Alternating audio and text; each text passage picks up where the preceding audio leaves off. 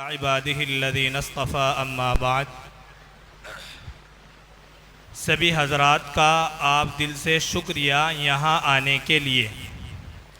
ہمارے بیچ میرے استاذ محترم جناب قاری محمد یونس صاحب حقی جو جامعہ کاشف العلوم چھٹمل پور سے تشریف لائے ہیں، اور ان کی محنتوں سے ہی میں آج آپ حضرات کے سامنے کھڑا ہوں۔ ایسے ہی ہمارے درمیان ہمارے رشیدیہ مسجد کے امام صاحب جناب مفتی عبدالمالک قاسمی دامت برکاتہم العالیہ تشریف فرمائے۔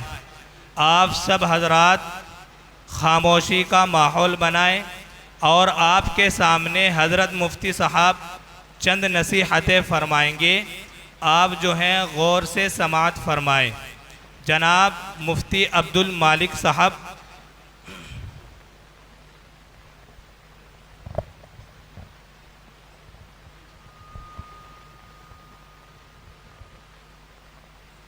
حبیبک خیر الخلق کلہم، الحمدللہ رب العالمین، والصلاة والسلام علی رسولہ الکریم۔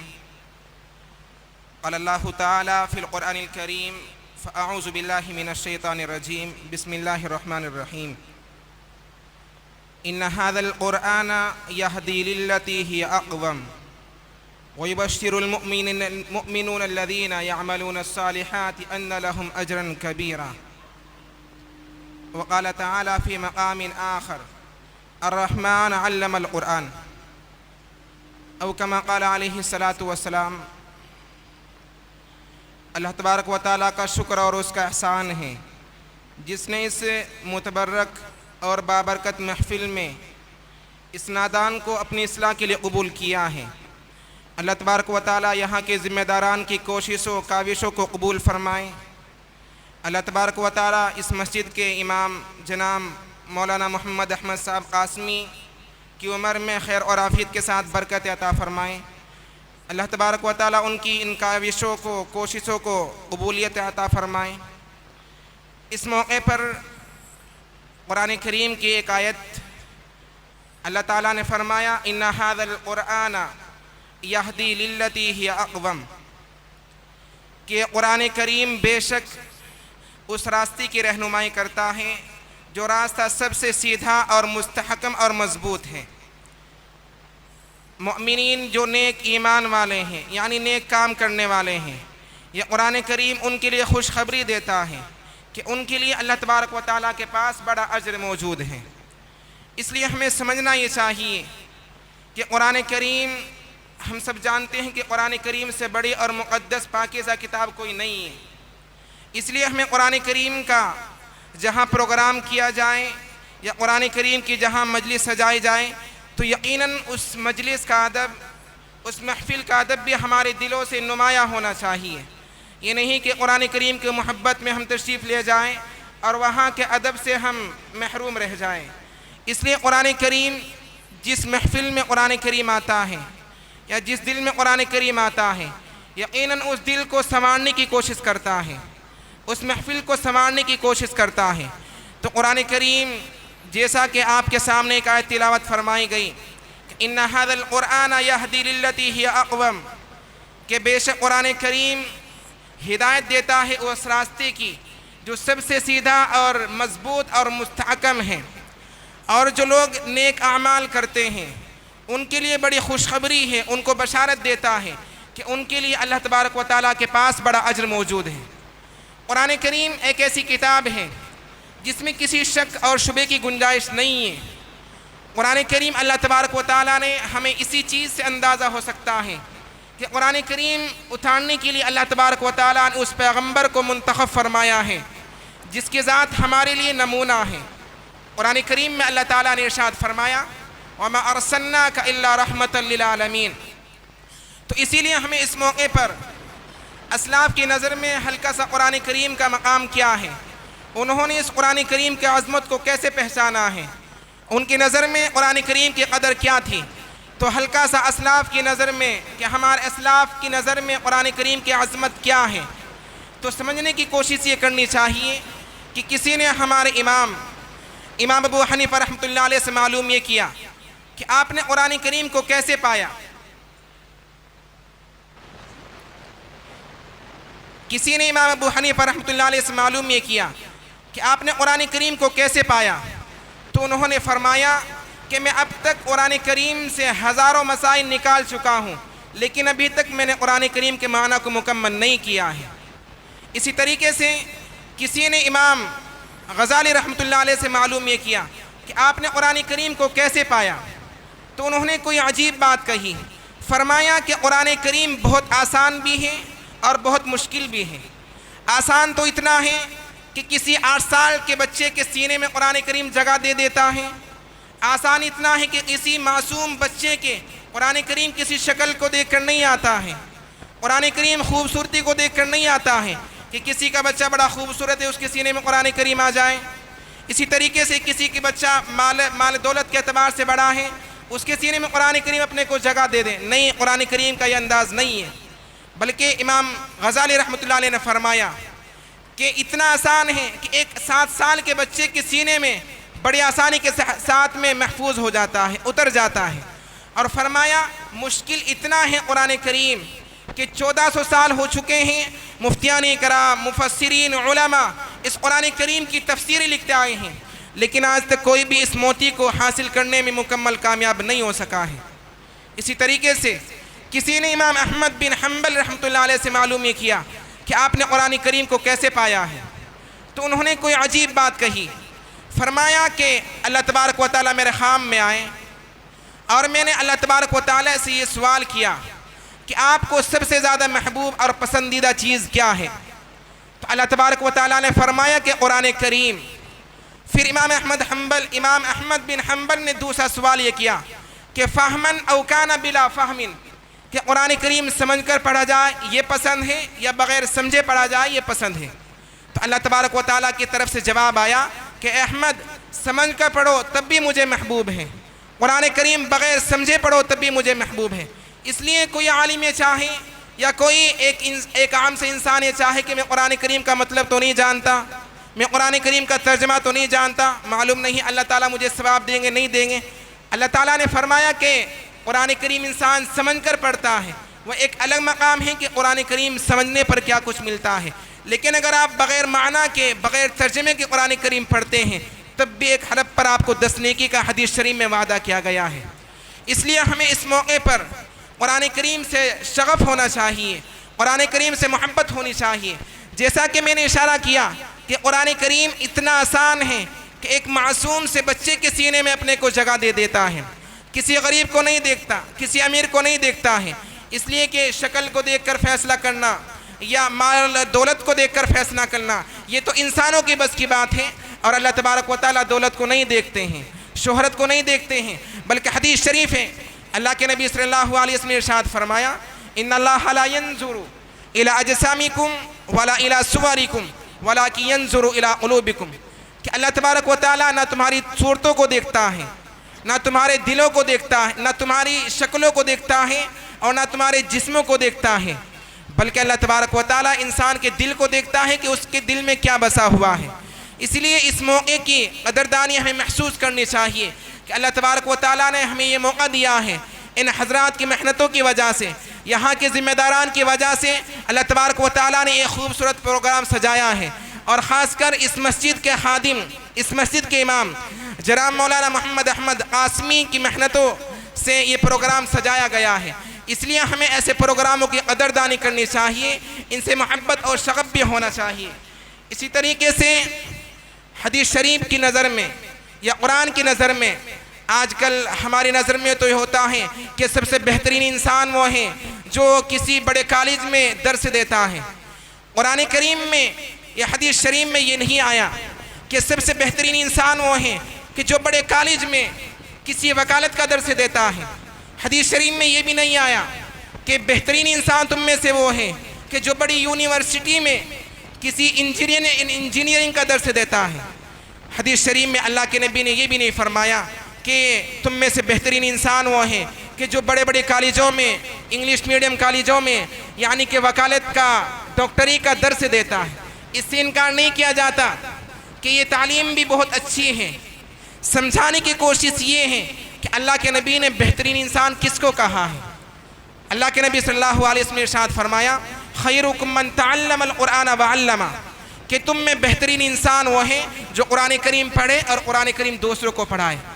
अल्लाह के नबी ने नहीं फरमाया कि जो वकालत का दर्स दे, जो डॉक्टरी का दर्स दे, वो तुम में बेहतरीन इंसान है, बल्कि अल्लाह के नबी ने फरमाया जो कुरान करीम का दर्स दे, चाहे एक टाट पर, फटे हुए टाट पर बैठकर अगर कोई कुरान करीम का दर्स देता है तो अल्लाह तबारक व तआला की नज़र में वो कम नहीं है। इसीलिए हमारी नज़र में तो कभी कभी आ जाता है कि वो इंसान बड़े कॉलेज में दर्स देता है, वो इंसान बड़े कॉलेज में पढ़ाता है। एक मासूम सा बच्चा एक फटा हुआ कायदा लेकर मस्जिद में अली बाता पढ़ने के लिए आता है, कभी कभी हमारी नज़रें उसको हल्की नज़र से देखती हैं। याद रखना चाहिए इस मौके पर कुरान करीम पढ़ने वाला, कुरान करीम पढ़ाने वाला, ये अल्लाह तबारक व तआला की नज़र में, अल्लाह के नबी सल्लल्लाहु अलैहि वसल्लम की हदीस शरीफ की नज़र में इनका कितना बड़ा मकाम अता किया गया है, हम उसको महसूस बहुत मुश्किल से कर सकते हैं। इसलिए अल्लाह के नबी का यह फरमान जहन में रखिए कि बेहतरीन इंसान कॉलेज में दर्स देने वाला नहीं है, किसी इंग्लिश किताब का पढ़ाने वाला नहीं है, किसी बड़ी बड़ी किताबों को जो दुनिया में एतबार से बड़ी डिग्रियां हासिल रखती हैं वो नहीं है, बल्कि बेहतरीन इंसान वो है जो कुरान करीम पढ़ लेता है, दूसरों को कुरान करीम का दर्स देता है। इसलिए हमें इस मौके की भी कदर करनी चाहिए कि जो मासूम बच्चे कुरान करीम पढ़ते हैं हम उन्हें हल्की नज़र से न देखा करें। हदीस शरीफ में तो यहाँ तक आता है कि इन मासूम बच्चों के पाँव के नीचे फरिश्ते अपने पर बिछा दिया करते हैं। इन मासूम बच्चों के लिए समंदर के अंदर मछलियाँ दुआ करती हैं। इसलिए हमें कदरदानी से काम लेना चाहिए। इसी के साथ साथ में इशारतन आखिर में ये बात भी कहना मुनासिब मालूम होता है कि अल्लाह तबारक व तआला ने इन बच्चों को पढ़ाने की जिनकी जिम्मेदारी दी है, मिसाल के तौर पर आपके सामने मौलाना मोहम्मद अहमद साहब कासमी इन बच्चों के उस्ताद हैं। हमें चाहिए इन बच्चों के साथ साथ में हमारी इन पर भी हल्की नज़र ना हो। इसलिए तमाम इनकी मेहनतों की और इनकी काविशों का ये नतीजा है जो आज मासूम ये बच्चे जो एक फरिश्ता नुमा सिफत बनकर आपके सामने बैठे हैं।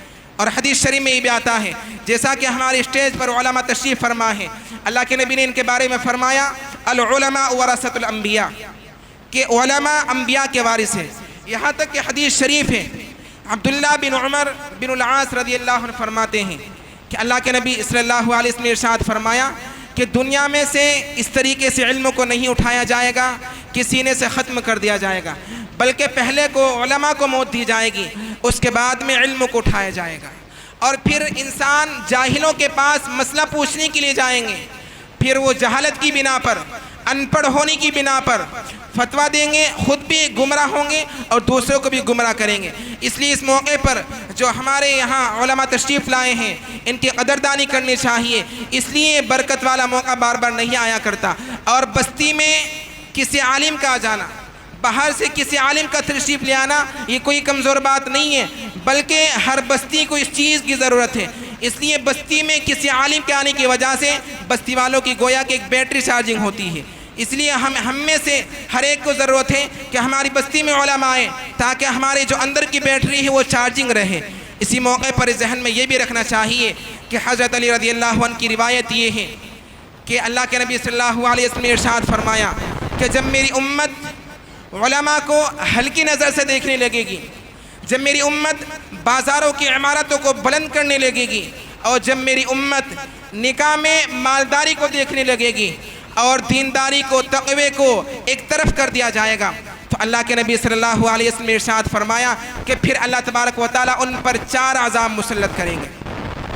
और यकीनन वो हदीस अल्लाह के नबी सल्लल्लाहु अलैहि वसल्लम की सादिक है। पहला अज़ाब अल्लाह के नबी ने फरमाया कि जब मेरी उम्मत में ये वबाए आम हो जाएगी कि उलमा को हल्की नज़र से देखा जाएगा, इमारतों को बुलंद किया जाएगा, और इसी तरीके से अपने निकाह में मालदारी को देखा जाएगा। न शादी में कोई देखेगा सुन्नत तरीका क्या है, ना देखेगा अल्लाह के नबी ने हमें क्या करने का हुक्म दिया है, नहीं, बल्कि मालदारी पर, मेरे पास माल है। शादी एक मर्तबा होती है, जितना चाहे इंसान नाजायज़ तरीके से लुटा सकता है। तो अल्लाह के नबी ने फरमाया कि फिर उम्मत पर 4 अज़ाब आएंगे। पहला अज़ाब अल्लाह के नबी ने फरमाया कि ये उम्मत कहसाली में मुब्तला हो जाएगी, यानी बेरोज़गारी का शिकार हो जाएगी। आज हम में से हर एक इंसान बेरोज़गारी का रोना रोता है। تو اسے اللہ کے نبی صلی اللہ علیہ وسلم نے ارشاد فرمایا کہ بادشاہوں کی طرف سے ظلم ہونے لگیں گے۔ یقیناً یہ بھی اس موقع پر اس زمانے میں یہ بات صادق آ رہی ہے۔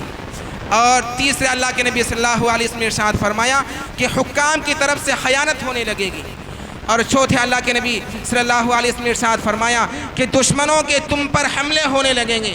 اس لیے اس موقع پر اشارتاً یہی کہا جا سکتا ہے کہ ہم اپنے علماء کو قدردانی کی نظر سے دیکھیں، ہم اپنے امام کو قدردانی کی نظر سے دیکھیں۔ اس لیے اللہ تبارک و تعالیٰ نے یہ حدیث شریف کی نظر میں جب ہم نظر ڈالتے ہیں، ابھی کہیں ایک مسجد کا واقعہ ہے، گاؤں کا نام اس وقت ذہن میں نہیں ہے، یہ میں قدردانی اور ناقدری کی مثال ہلکی سی پیش کرتا ہوں۔ کسی نے کسی مسجد میں کوئی امامت کیا کرتے تھے، تو مشکل سے 1-2 منٹ جماعت کرانے میں لیٹ ہو گئی، ان امام صاحب کا وضو ٹوٹ گیا۔ تو کسی ایک مقتدی نے، جب وہ امام صاحب وضو کر رہے تھے تو کسی مقتدی نے یہ کہا کہ جانور جیسا چہرہ ابھی تک دھلا نہیں ہے۔ تو کوشش کرنی چاہیے کہ اس مقتدی نے جو یہ کہا کہ جانور جیسا چہرہ ابھی تک دھلا نہیں ہے، اور ان امام صاحب کی کانوں میں اس چیز کی آواز آ گئی، انہوں نے کچھ نہیں بولا، انہوں نے ایک لفظ بھی نہیں کہا، اپنے کمرے میں گئے اور جا کر ہاتھ اٹھا کر اللہ کے دربار میں دعا کی کہ یا اللہ تو نے میرے سینے میں قرآن ڈالا ہے، جس کو تو چاہتا ہے قرآن عطا کرتا ہے، جس سینے کو چاہتا ہے قرآن ڈالتا ہے۔ میں اس لائق نہیں تھا کہ میرے سینے میں قرآن ڈالتا، لیکن یا اللہ تو نے میرے سینے میں قرآن ڈالا ہے۔ مثال کے طور پر آپ اپنی بچی کا رشتہ کریں، 10 لڑکوں کا آپ تلاش کرتے ہیں کہ اس میں یہ خرابی ہے، اس میں یہ خرابی ہے، تو کیا اللہ تعالیٰ اپنا قرآن کریم ایک نادان کو دے دیتا ہے؟ کہ اللہ تعالیٰ اپنا قرآن کریم کسی ناسمند کو دے دیتا ہے؟ تو یاد رکھیے وہ امام صاحب کمرے میں گئے اور کمرے میں جا کر صرف اللہ کے سامنے ہاتھ اٹھا کر یہ کہا، ظہر کی نماز کا یہ واقعہ ہے، ہاتھ اٹھا کر یہ کہا کہ یا اللہ اگر یہ میرا چہرہ جانور کی طرح ہے، یا میرا چہرہ جانور کی طرح ہے، یا میں جانور کی علامت میرے اندر پائی جاتی ہے، یا اللہ عصر کی نماز سے پہلے مجھے اپنے پاس بلا لے۔ یہ واقعہ سچا ہے، کوئی ہم اس کو افسانہ نہ سمجھیں۔ تو وہ حضرات جنہوں نے ظہر کی نماز میں 1 منٹ کی تاخیر پر اپنے امام کو یہ کہا تھا کہ جانور کا چہرہ ابھی تک دھلا نہیں ہے، جس وقت وہ شخص مسجد میں عصر کی نماز کے لیے تشریف لائے، راستے میں مسجد کی پیڑیوں پر تھے، اللہ تبارک و تعالیٰ نے مسجد کے اندر قدم رکھنے کی اجازت نہیں دی۔ اس لیے کوشش کرنی چاہیے کہ کبھی ہماری نظر سے کسی بچے کی یا کسی حافظ کی یا کسی معصوم پڑھنے والے بچے کی اگر ہم نے یہ نظر سے دیکھا تو یقیناً ہمارے ساتھ بھی کچھ ہو سکتا ہے۔ اسی طریقے سے مولانا محمد خالد ندوی جو اس وقت دارالعلوم ندوۃ العلماء کے استاد حدیث ہیں، تفسیر ہیں، وہ فرماتے ہیں کہ جب میں 15 سال کا تھا میں کہیں امامت کے لیے گیا تو کہیں کسی معمولی اسی وجہ سے کسی مقتدی نے میرا کندھا پکڑ کر ہلکا سا پیچھے کیا، تو میں نے اس وقت کچھ نہیں کہا، میں کمرے میں آیا اور میں 2-3 دن تک سوچتا رہا۔ اللہ تبارک و تعالیٰ نے اسی رات میں جو ہاتھ اس امام کے کندھے پر لگا تھا، غصے کی وجہ سے، نفرت کی وجہ سے، اسی رات اس ہاتھ میں فالش کا اثر آیا۔ اور فالش تو ایک الگ بات ہے، اسی رات میں اس ہاتھ میں اتنا درد ہوتا تھا، کسی نے بتایا کہ کیا وجہ ہوئی ہے، تو ہلکا سا کہنے لگے کہ میں نے امام صاحب کو کندھا پکڑ کر پیچھے کرنے کی کوشش کی تھی، تو فرمایا کہ جاؤ ان سے معافی مانگو، ہو سکتا ہے یہ ہاتھ کا اثر ٹھیک ہو جائے۔ تو جب انہوں نے معاف کیا تو فالش کا اثر تو نہیں گیا تھا، لیکن اس ہاتھ میں جو درد تھا، ان کی نیند حرام ہو چکی تھی، ان کے معاف کرنے کی وجہ سے اس ہاتھ کا وہ درد ختم ہو چکا تھا۔ اس لیے بتانا مقصود یہ ہے کہ ہم اپنے مسجدوں کے خادموں کی اگر ناقدری کریں گے، ہو سکتا ہے کوئی گالی سے جواب دے دے، ہو سکتا ہے کوئی 2 لفظ اور کہہ کر جواب دے دے، ہو سکتا ہے کوئی اور کسی طریقے سے جواب دے دے، لیکن یاد رکھیے جو انسان خاموشی اختیار کرتا ہے، خاموشی کا جواب اللہ تبارک و تعالیٰ کی طرف سے آتا ہے۔ اور شاہ عبدالعزیز محدث دہلوی رحمۃ اللہ علیہ فرماتے ہیں کہ علماء کی اور علم کی توہین کرنا یہ کفر ہے۔ اسی طریقے سے مولانا الیاس رحمۃ اللہ علیہ کے پاس کسی نے علماء کی شکایت کی، فرمایا کہ خبردار علماء کی شکایت میرے پاس مت کرنا، اس لیے کہ تم معمولی سی چیز کے بارے میں جا کر یہ کہتے ہو کہ علماء ہمارا ساتھ نہیں دیتے ہیں۔ اللہ تبارک و تعالیٰ نے ان کو جو ذمہ داری دی ہے وہ اپنی ذمہ داری میں کسی حد تک کوشش کرنے کی یعنی کہ کامیاب ہوتے ہیں۔ اللہ تبارک و تعالی ہمیں ان چند چیزوں پر عمل کی توفیق عطا فرمائے۔ اور پھر آخر میں یہ بات ذہن میں رکھیے کہ اللہ تبارک و تعالی نے قرآن کریم کی برکت سے اس مسجد میں یہ پروگرام سجایا ہے۔ اللہ تبارک و تعالی ہمیں ان بچوں کی حوصلہ افزائی کی توفیق عطا فرمائے۔ ہمارے اسٹیج پر جو مہمان اکرام تشریف فرما ہیں، اللہ تبارک و تعالی ان کی قدردانی کی توفیق عطا فرمائے۔ قرآن کریم سے بڑھ کر کوئی دولت نہیں ہے، اور قرآن کریم سے بڑھ کر پروگرام کسی مجلس میں ہو جائے اس سے بڑی بابرکت مجلس کوئی نہیں ہوا کرتی ہے۔ اللہ تبارک و تعالی ہم سب کو عمل کی توفیق دے۔